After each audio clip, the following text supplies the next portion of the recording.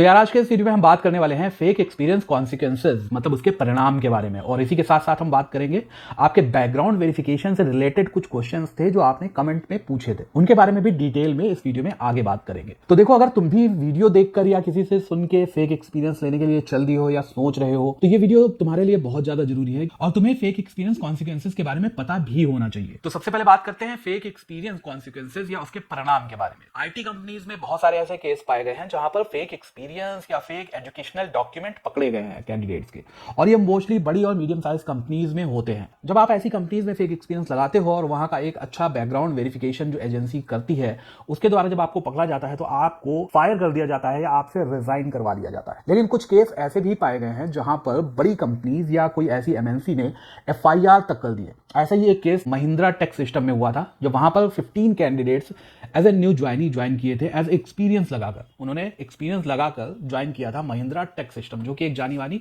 बहुत बड़ी एमएनसी है।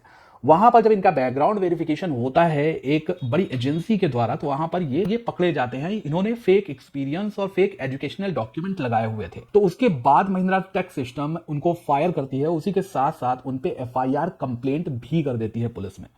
उसके बाद वो सारे कैंडिडेट्स उस सिटी से चले जाते हैं, लेकिन पुलिस उनको काफी टाइम तक ढूंढती है, फिर उसके बाद उस पर कार्रवाई भी होती है। बहुत सारी ऐसी आईटी कंपनीज है जहां पर पुलिस कंप्लेंट नहीं होती है, वहां पर फायर कर दिया जाता है या रिजाइन करवा दिया जाता है। हाउएवर कुछ ऐसी स्टार्टअप या छोटी कंपनीज भी होती हैं जो फेक एक्सपीरियंस कैंडिडेट पाए जाने पर भी उनको फायर या रिजाइन नहीं करवाती हैं। अगर उनको लगता है कि वो कैंडिडेट बहुत ज्यादा अच्छा है, अपने प्रोजेक्ट की डिलीवरी भी सही टाइम पर दे रहा है, सही से काम कर रहा है, काफी एक्सपर्ट है, तो वो उसको फायर या रिजाइन भी नहीं करवाती हैं। तो देखो, जो बड़ी आईटी एमएनसीज होती है या मीडियम क्लास की कंपनी होती है, मीडियम आईटी कंपनीज होती हैं, उसमें मोस्टली जो बैकग्राउंड वेरिफिकेशन होता है वो काफ़ी अच्छा किया जाता है।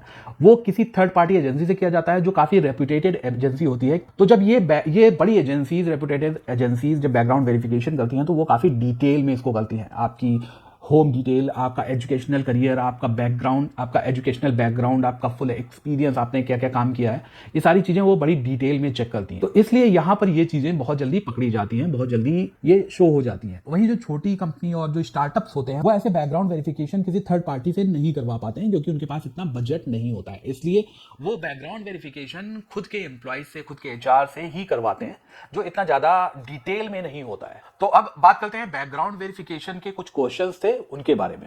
तो फर्स्ट क्वेश्चन था, do companies check previous work history companies name using UN and PF. तो देखो, बिल्कुल, अगर आपने पुरानी कंपनी में काम किया है, किसी पुरानी कंपनी में जो प्रीवियस कंपनी में आपने काम किया था और वहां पे आपको पीएफ नंबर मिला था, यूएन नंबर था, तो जब नई कंपनी में आप उसे देंगे तो पूरी वर्क हिस्ट्री तो नहीं पता चलती, लेकिन उससे ये पता चलता है कि आपका कितना पीएफ कट रहा था, कितनी सैलरी थी, इस तरह का एस्टिमेट हो जाता है। और ये नई कंपनी इस तरह से ये चेक कर सकती है। नेक्स्ट क्वेश्चन था आपका कि क्या कंपनीज केवल एक कंपनी या मतलब लास्ट कंपनी ही चेक करती है या बाकी सारी कंपनीज चेक करती है। तो देखो, जो बड़ी एमएनसीज होती है और जो अच्छी कंपनीज होती है, मीडियम साइज की या बड़ी, वो 2 से 3 कंपनी को, आपकी पिछली 2 से 3 कंपनी को चेक करती है, उनका बैकग्राउंड वेरिफिकेशन करती है। उसी के साथ साथ जो रिसेंट कंपनी आपने छोड़ी है या आप काम कर रहे हैं उसका भी वेरिफिकेशन ढंग से होता है। तो मतलब एक बार आप मान के चलो कि तीन कंपनी का वेरिफिकेशन तो होता ही होता है। और क्वेश्चन नंबर 3 था, applying with 3 year fake experience, how much salary can I expect. तो देखो, इसका आंसर है कि 15 से 20 लाख सैलरी मांग लो आराम से फेक एक्सपीरियंस लगाने के बाद।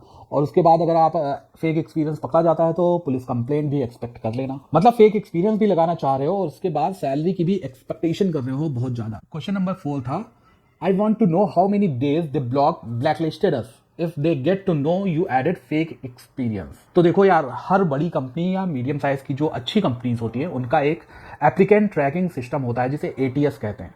तो वो हर बड़ी कंपनीज में होता है और रिक्रूटमेंट टीम में होता है। तो जब भी ऐसा कोई फेक एक्सपीरियंस वाला कैंडिडेट होता है तो उसको वहां पर ब्लैकलिस्ट कर दिया जाता है, मतलब वहां पे लिख दिया जाता है कि इस कैंडिडेट ने ये चीज करी है। तो इन फ्यूचर में वो रहता है वहां पे, लेकिन इन फ्यूचर में अगर कोई रिक्रूटर या कोई एचआर उस चीज को स्किप कर देता है और हायरिंग कर लेता है आपकी, तो उसमें भी कोई दिक्कत नहीं है। लेकिन हाँ, अगर वो चीज वहां पे रहेगी, अगर एटीएस में वहां पर मेंशन कर दिया गया है आपके रेज्यूमे के साथ कि आप एज ए फेक एक्सपीरियंस पाए गए थे, आपने फेक एजुकेशनल डॉक्यूमेंट लगाया था, तो आप ब्लैकलिस्ट हो उस कंपनी में लाइफ टाइम के लिए। नेक्स्ट क्वेश्चन था, BA, BSc, bio chemistry, home science, agriculture से करने के बाद 2 साल का फेक एक्सपीरियंस लगा के क्या सॉफ्टवेयर टेस्टिंग या जावा डेवलपर की जॉब मिल जाएगी। तो देखो, इस क्वेश्चन का आंसर है, तुम्हें अगर लगता है कि तुम बीए करके बीएससी होम साइंस करके, बीए एग्रीकल्चर करके तुम्हें सॉफ्टवेयर टेस्टिंग की या कोई कोर जॉब मिल जाएगी फेक एक्सपीरियंस लगा के, तो तुम्हारा फेक एक्सपीरियंस लगाने का पैसा भी बेकार जाने वाला है और तुम्हारा टाइम भी बेकार जाने वाला है।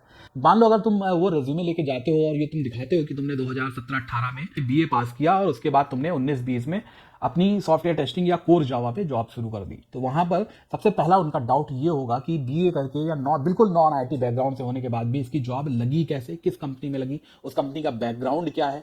बैकग्राउंड वेरिफिकेशन में ये चीज अगर एकदम प्योर नॉन आईटी से आते हो तो बहुत ज्यादा तगड़ी चेक की जाती है। तो मान लो तुम्हारी जॉब किसी स्टार्टअप में लग भी जाती है, तुमने बीए एग्रीकल्चर या बीए होम साइंस या नॉर्मल बीए किया, उसके बाद तुमने 3 साल का सॉफ्टवेयर टेस्टिंग का एक्सपीरियंस लगाया, तुम्हारी एक सॉफ्टवेयर टेस्टिंग के स्टार्टअप या छोटी कंपनी में जॉब लग भी गई, उसके बाद आगे चल के तुम्हें प्रॉब्लम्स आने वाली हैं। कुछ ऐसी कंपनियां जो एक्सेप्ट नहीं करती हैं नॉन आईटी बैकग्राउंड को, जिनको बीटेक एमसीए बीसीए ही चाहिए होता है, इसलिए आगे चल के भी दिक्कतें आएंगी। इसलिए अगर कोर नॉन आईटी एकदम नॉन आईटी बैकग्राउंड से हो, BA home science, BSc chemistry botany zoology, तो सबसे अच्छा तरीका यही है कि एमसीए कर लो, मास्टर इन कंप्यूटर एप्लीकेशन या इस तरह का कोई पोस्ट ग्रेजुएट डिग्री कोर्स कर लो कंप्यूटर साइंस या इंफॉर्मेशन टेक्नोलॉजी में। उसके बाद ही इन core profiles software testing, development, Java, data science में मूव करो, वो ज़्यादा बेस्ट तरीका होगा आपके लिए। तो आज का वीडियो यहीं तक। होप ये वीडियो आपको समझ में आया होगा।